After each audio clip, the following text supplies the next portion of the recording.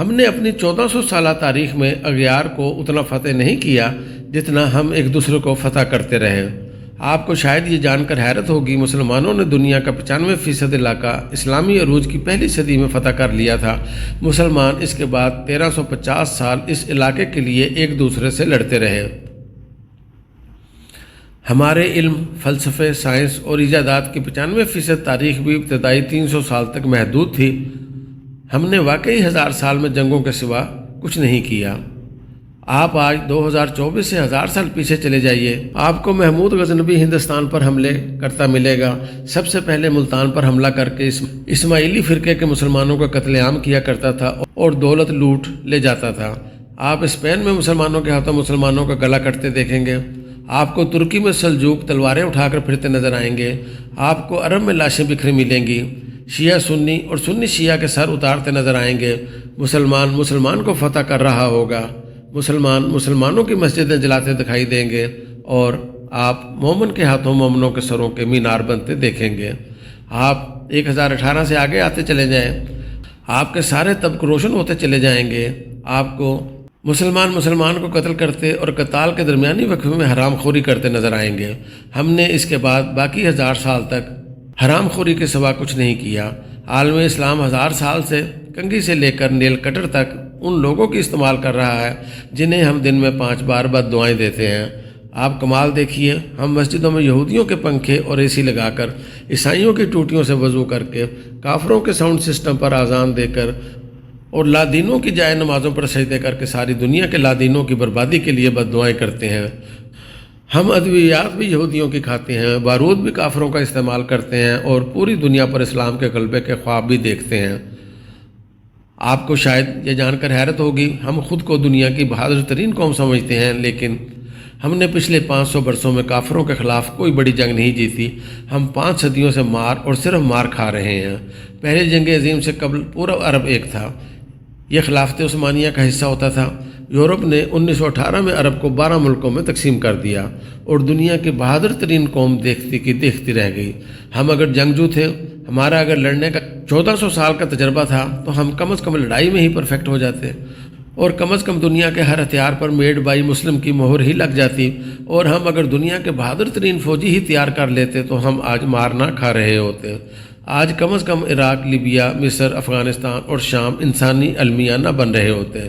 آپ اسلامی دنیا کی بدقسمتی ملاحظہ کیجئے، ہم لوگ آج یورپی بندوقوں، ٹینکوں، توپوں، گولیوں اور امریکی جنگی جہازوں کے بغیر اور ان کی وار ٹیکنالوجیز کی مدد کے بغیر خانہ کعبہ کی حفاظت بھی نہیں کر سکتے۔ ہماری تعلیم کا حال یہ ہے کہ دنیا کی 100 بڑی یونیورسٹیوں کی فہرست میں اسلامی دنیا کی ایک بھی یونیورسٹی نہیں آتی۔ ساری اسلامی دنیا مل کر جتنے ریسرچ پیپر تیار کرتی ہے وہ امریکہ کے ایک شہر بوسٹن میں ہونے والی ریسرچ کا نصف بنتا ہے۔ پوری اسلامی دنیا کے حکمران علاج کے لیے یورپ اور امریکہ جاتے ہیں۔ یہ اپنی زندگی کا آخری حصہ یورپ، امریکہ، کینیڈا اور نیوزی لینڈ میں گزارنا چاہتے ہیں۔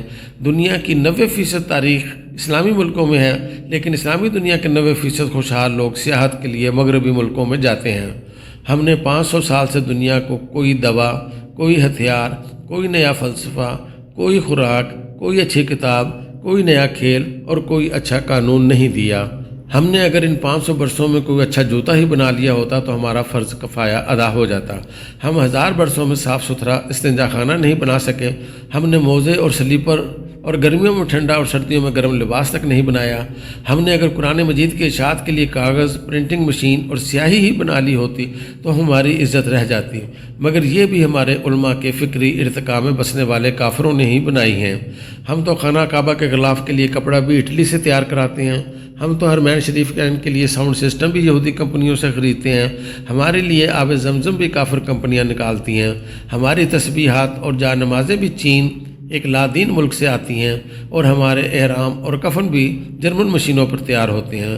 ہم مانیں یا نہ مانیں، لیکن یہ حقیقت ہے کہ دنیا کے 1.5 ارب مسلمان صارف سے زیادہ اہمیت نہیں رکھتے۔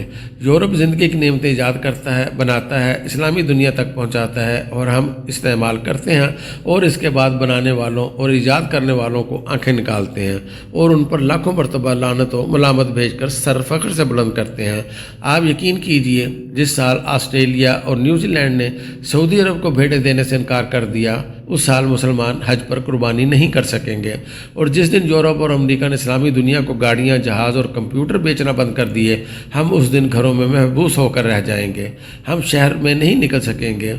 ये हैं हम और ये है हमारी औकात।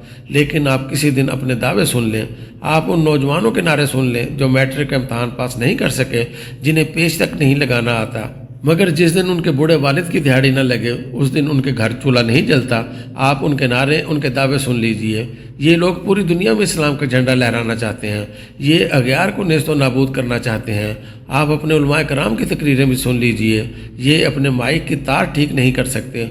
ये अल्लाह और अल्लाह के रसूल का नाम अपने मुरीदों तक मार्क ज़करबर्ग की फेसबुक के ज़रिए पहुंचाते हैं। ये लोगों को थूकने की तमीज़ नहीं सिखा सके।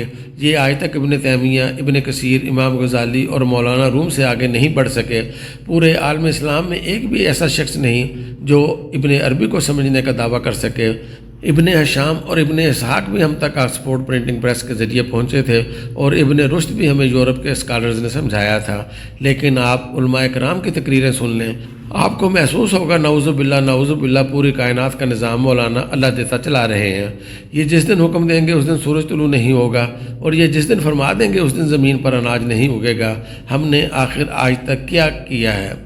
हम किस बरतरी पर ख़ुद को दुनिया की अजीम तरीन कौम समझते हैं जो आज तक हर जुमा के खुतबे में गला फाड़ फाड़ कर निज़ाम मुस्तफ़ा पर फ़ख्र करने के बावजूद उसे मुसलमानों के किसी भी मुल्क में नाफिज नहीं कर सके।